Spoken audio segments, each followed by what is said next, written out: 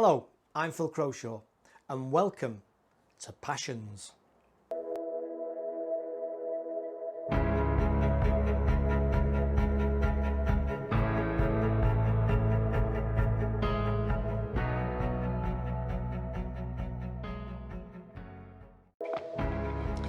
Hello, Phil Croshaw here, and a very warm welcome to this episode of Passions. And in this episode I'm going to be interviewing a gentleman whose accomplishments are impressive to say the least. And just to give you an idea and just to give you a flavour of his work, here's a video that will give you some insight. Thank you. This racing, fighting in the championship, is something that really keeps me alive. I'm always going to fight everything I have to win. Big change for me, joining the championship winning team. Big trust in these guys. They've showed everyone in this paddock how to do it the last 2 seasons, so hopefully we can go again. Now all I want is more. It's back. The world's first all-electric race series returns. Time's up. We go green in Diriyah. Da Costa may fancy a lucky dance. De Grassi squeezes in. Da Costa forces his way through. Oh, and then side by side further back as Jean-Eric Verne sent it on Gianni. And we go green in Santiago. He's going up the inside here, Jean-Eric Verne. Oh, that's late, and they hit each other. Da Costa forces his way past. Antonio Felix Da Costa, his 6th career podium in Formula E. And we go green in Mexico City. Here comes Da Costa to the inside. Oh, De Vries is closing the door aggressively. Now he's locked up massively. And that means Da Costa is 2nd, Buemi is 3rd, Verne is 4th. These all-electric race cars are about to do battle on the streets of Marrakesh. Da Costa goes to pole with the fastest lap time we've seen all day. Verne is up into 3rd place. This is quite the drive from the reigning champion, from 11th on the grid. Da Costa out of the final corner, he wins the race! And that is the first race win for Antonio Felix Da Costa for his new team, DS TECHEETAH. A 3rd place finish to Jean-Eric Verne, probably one of his toughest races, you have to say. Well, I get the feeling that might be the last time we're racing for a while, so stay safe out there. We are back, the first Berlin E-Prix of the most intense season finale in motorsport history. There's 180 points on offer over these 6 races. It's Da Costa versus Verne, and it's pole. That might have been one of the best qualifying laps I've seen in Formula E. And Da Costa takes the first win in Berlin. Yahoo! And here comes Da Costa across the line, and he goes on pole for the 2nd race in Berlin. Across the line, Antonio Felix Da Costa wins again. Yes! Finish! 3 in a row. Amazing. Absolutely stunning stuff. What is Jean-Eric Verne going to do here? Surely it's pole position by the cool half a second. Jean-Eric Verne in 3rd position. The Frenchman just ahead of his teammate Antonio Felix Da Costa. Verne on pole, Da Costa alongside him on the front row of the grid. If he finishes where he starts, he wins the title tonight. And on the streets of Berlin at Tempelhof Airport, it is a remarkable achievement. DS TECHEETAH wrap up the drivers and the team's title. Antonio Felix Da Costa, the champion of Formula E. Oh my God. Thank you, DS TECHEETAH, for bringing me the best chance of my life. Just 2 to go here at Berlin at Tempelhof Airport. For the last time, we go green in Berlin. Oh, that's a tight one from Verne. And there's Verne across the line in 7th place. Brilliant drive to secure 3rd in the championship. The whole season now over. Antonio Felix Da Costa and DS TECHEETAH, the champions of season 6.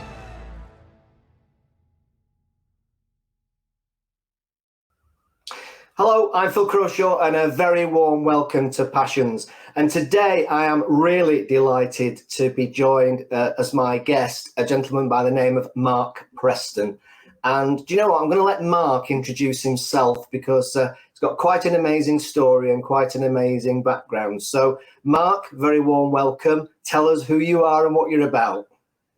Yeah, thanks for inviting me on the show today, Phil. Yeah, well, I'm originally from Australia.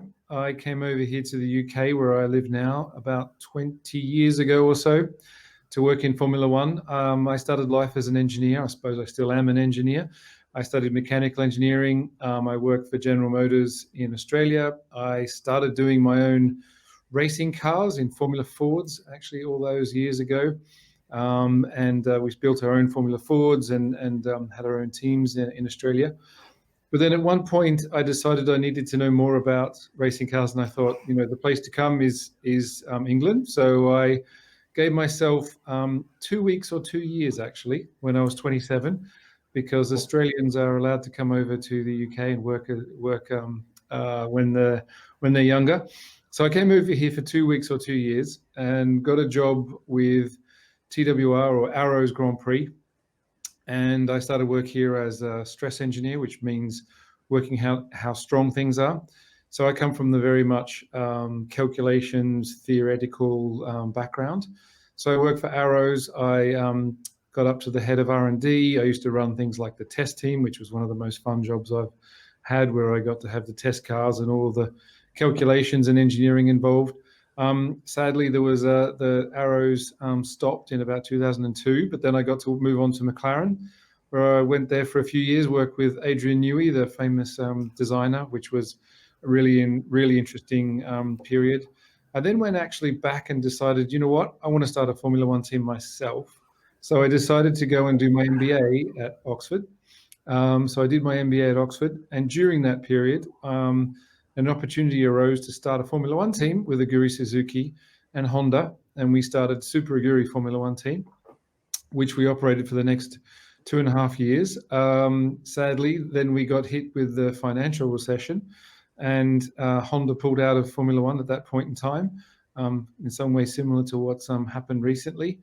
And that didn't deter us. We went off to look at maybe starting another Formula One team, which was part of the cost cap, which was back then in 2009. We didn't get the team at that point, but I went off and did a composites company. So I started a composites manufacturing company for Formula One and other racing. And then I started to look at what I felt was the next step in my favorite business, which is automotive and motor racing. And that was electric vehicles. So I got involved really early on in Formula Electric and still am involved. I was one of the founding team principals when Alejandro Agag started Formula E. And currently I am the team principal of the TECHEETAH Formula E team, which has won the last three drivers and 2 teams championships with DS automobiles. So I'm a racer, have been racing all my life, and just love cars and the whole world around cars and motorsports. I absolutely love it. And as I said before we came on air, I have to admit that there's some people that you interview that perhaps resonate with you a little bit more. And being a big Formula One fan as I am a little bit starstruck at this point, Mark. I'm sorry to embarrass you, but I am a little bit in comparison with normal. Okay, so in terms of the passion then, first question is, what would you say your passion actually is? If you had to summarize it in a very short sentence, can you describe what exactly the passion is in you that drives you down this route? I suppose I do enjoy the competition, which is one, big thing in motorsports. I enjoy doing things that nobody else has ever done, and that's really a big challenge. So challenges where nobody can give you the answers, where the answer is not known, and so it provides more of a challenge to me than one where maybe someone knows how it's done. And Formula One is definitely on that scale, and now definitely in Formula E. When I first started Formula E, I remember someone saying, I said, "Oh, how does this work?" And they said, "Well, we don't know yet because nobody's done an electric race car." So, that's the kind of place I enjoy being. And actually, I have another startup company which does autonomous cars, and that's called Street Drone, and that's very, very similar. It's things that nobody knows how to solve. That's the place I like to be. Fantastic. So I suppose, is it fair to say then you are living proof of somebody that's actually made a career out of that passion? Because they do say, don't they, I tend to agree with it, that if you can make a decent living or a good living or a very good living out of your passion, then there's a very good chance you won't work for another day in your life. Would you say that's true of your own journey? 100%. Yeah, definitely. I mean, we travel quite a lot in motorsports.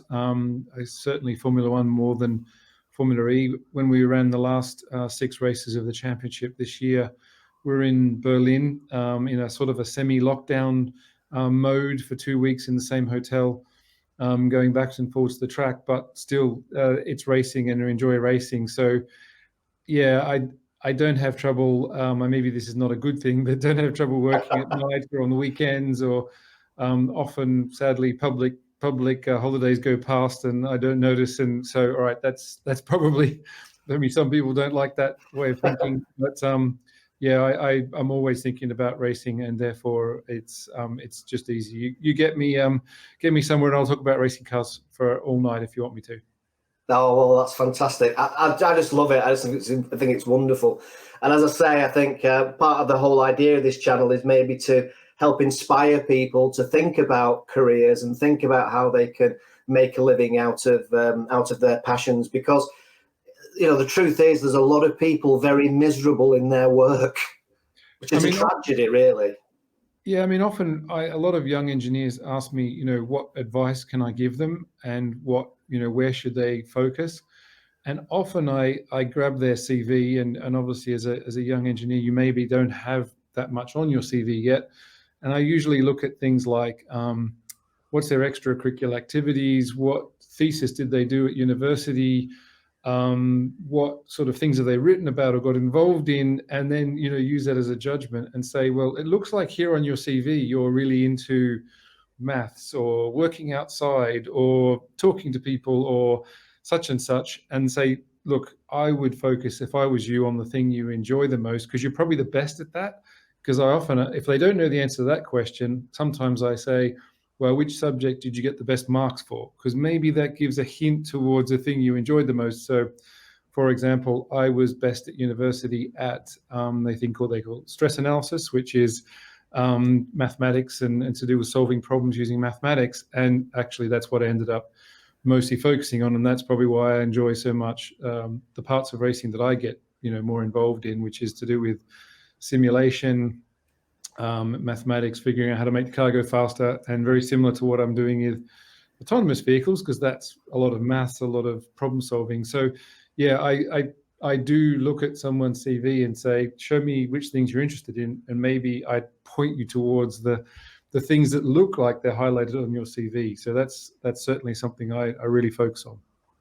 That's really interesting. And I also like to pick up on something you said a second ago about the fact that, you have to give up holidays and probably family suffers as a result. I won't ask any of your family to comment on that, of course, but I guess what some of them might say, and you're laughing, so you probably can relate to that. But I guess where I'm coming from is what I see, and I've been interviewing successful people, if you like, for a long time. And the one thing that's always seems to be there in abundance is sacrifice. Whatever, would you tend to look back on your career now and think, yes, I have had to make numerous sacrifices to get to the top of the tree, as it were? Yeah, I think if you ask my mum and dad, would they rather I was living back in Melbourne in Australia? Yes, of course. Yeah, obviously try and come and visit whenever they can, whenever there's not restrictions on traveling around the world. But yeah, there's definitely sacrifices involved in doing exactly what you want, because there's always a trade-off between things. And yeah, as I say, there's 2 weeks in August where we were racing. Maybe historically that's been a time for holidays, but we did get to have our holidays afterwards. But I suppose it's got to be a bit of a balance. My wife's always trying to find a balance. Sometimes when we're in F1, we would leave 1 or 2 days early, and she would come to the race, and we would go and have a small holiday in somewhere interesting associated with the race, and maybe she'd stay and have a look around the place while I went racing. Now that's not to some people's liking. They might want to have a full 2 weeks somewhere. So it's probably, you've got to be horses for courses and understand why you're doing it and the fact that you love it. I have worked a couple of times in some industries outside of motor racing, and I would say you keep coming back to it. Yeah, I mean, that's absolutely fascinating.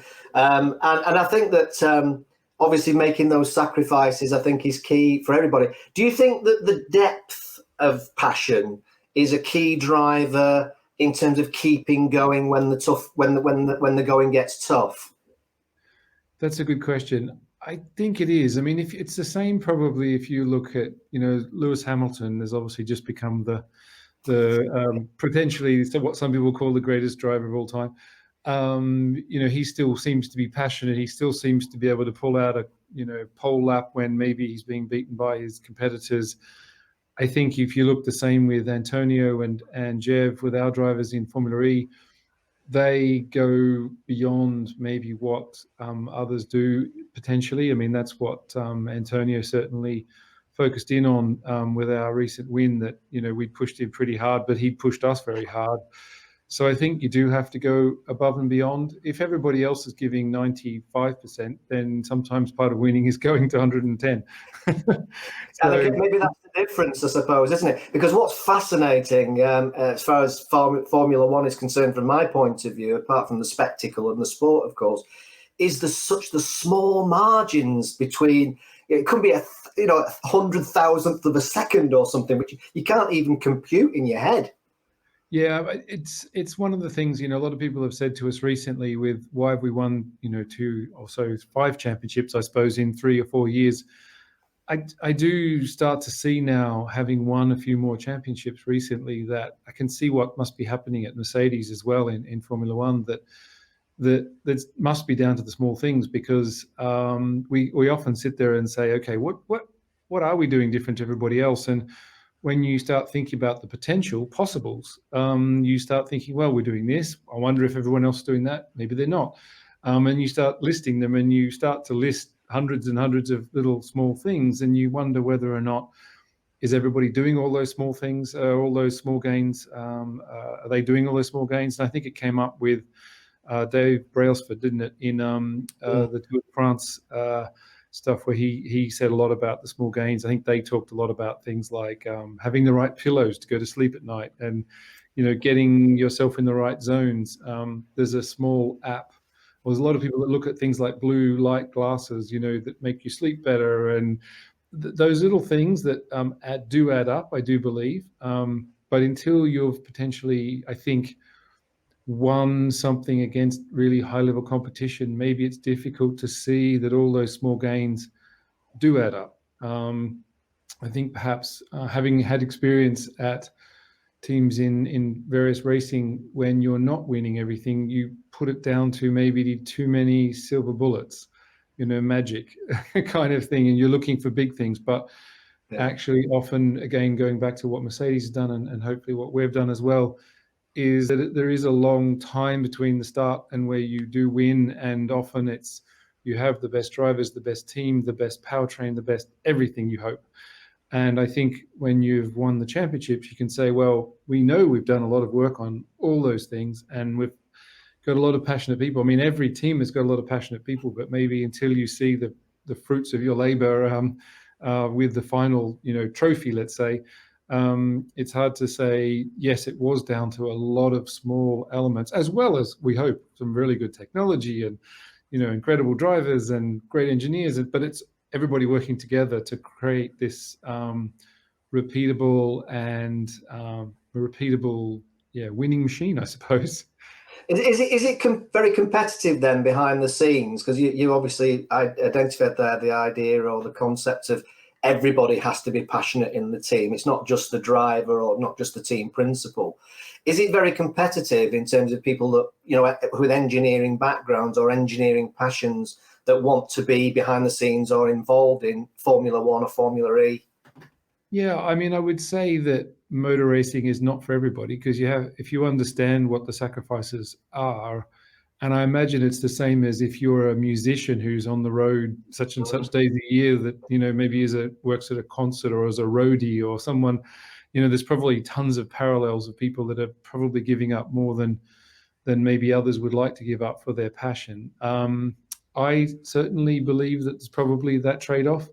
But to get into the motor racing, it's difficult, but I think worth it. Maybe there's some people that don't think it's worth it and want to have different trade-offs in their life, which is absolutely obviously fine, because you might have a different passion that just requires a different trade-off. Like, I'm maybe not the kind of person who wants to go to Antarctica, for example.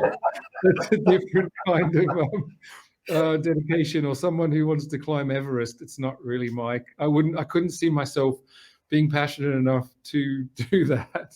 Or something else. There's probably plenty of other passions that I can't think of right now where I wouldn't be interested in going that extra mile for that thing. But I'm sure there obviously are thousands of people who like that. So to answer your question in a different way, I think yes, if you want to put up with some of the difficulties in what you do, I think you do have to be passionate about it to forgive some of the trade-offs, which might be traveling, or it might be staying in places, or if you're climbing Everest, it's obviously the cold, or having oxygen, or those sort of things. So there's definitely trade-offs, and but to answer your original question, definitely it's very competitive. It's very competitive between the teams. In Formula E, we've got 8 car companies involved: Porsche, Mercedes, BMW, Renault. It was there, Nissan now.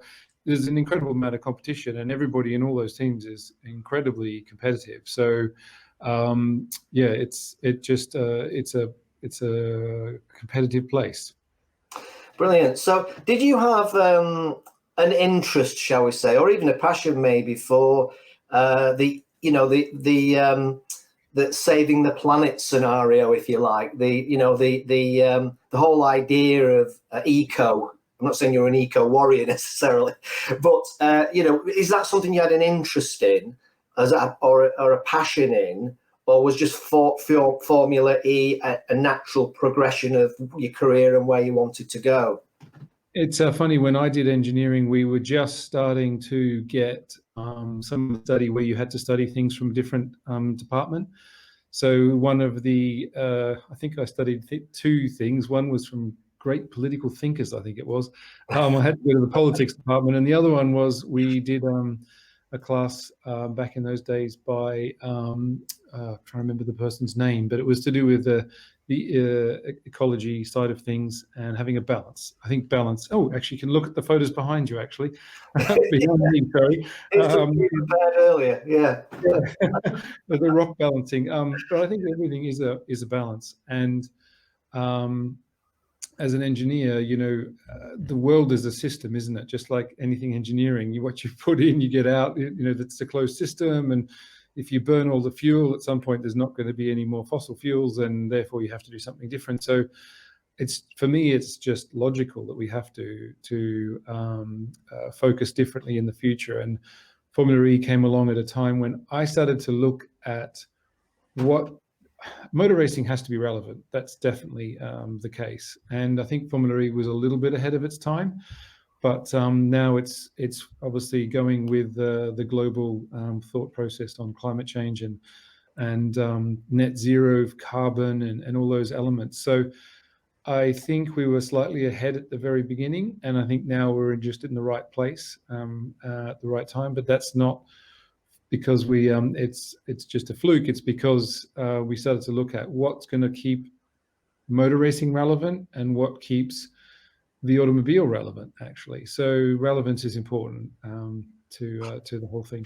So do you think then that Formula E will continue to grow in interest and in terms of the size and scope of it? Do you think it's inevitable almost that as we get more and more aware of the planet and what we're doing to it, God help us, do you think that Formula E will rise, if you like, in terms of its popularity? I mean, you've got to think that we've only just finished season 6. So when you think about, Formula One's done, I can't remember how many seasons now. It's over 50, I'm sure. That's a long time. It takes time to grow things, and Formula E is growing very quickly. I think its viewerships it's between 25 and 40% per year. So I think we keep growing, we keep developing. The racing's good fun. We try to keep the competitive balance, I suppose, between competitors good enough. So there's always the possibility of winning. That's one of the things about Formula E that I also enjoy, is that because we have a peak, just to be slightly technical for a second, because we have a peak power, that is different to any other motorsport. So therefore, because we have a peak power, it's all about efficiency. But the peak power means that in qualifying, for example, theoretically anybody should be able to put their car on pole position, because the efficiency doesn't matter so much in qualifying. It does in the race, but in qualifying, the peak power means that theoretically a driver can be on pole if they do a good job. So keeping the racing interesting and exciting and making it a spectacle is certainly one of the key aspects of Formula E. And I must ask you, obviously, because we're doing this interview, I'd like to say at the end of COVID, but I think we're in the middle of COVID, if not at the start of COVID. So what has happened then? How's the whole COVID situation impacted on Formula E? Yeah, so we actually got the first 5 races of the season done, because we started in November last year, and then obviously had a break like everybody. We then went to Berlin to do the final 6 races over 2 weeks. And that went really well. And I think the good thing is we proved that you can obviously work within the COVID situation. It's great that Formula One is doing the same, and many other racing series and sporting events. I feel like we now understand what is needed, because, doing the event in Berlin, we had all the testing protocols. We had the bubbles, so that each team keeps inside its own bubble, and people don't mix together, and the testing and protocols and procedures, one thing that we're very good at in motorsports, proves that you can run a successful event and run it in a way that's sustainable. So I think now that we've done it, and so is F1 and other motorsports, it provides a basis for going forward. So they've announced the first 4 races. So we're going to Santiago in Chile, and then we're going to Riyadh to do the next 2 races. So I think we've got a plan, but we have to keep an eye on scenario planning and understanding what's changing in the world.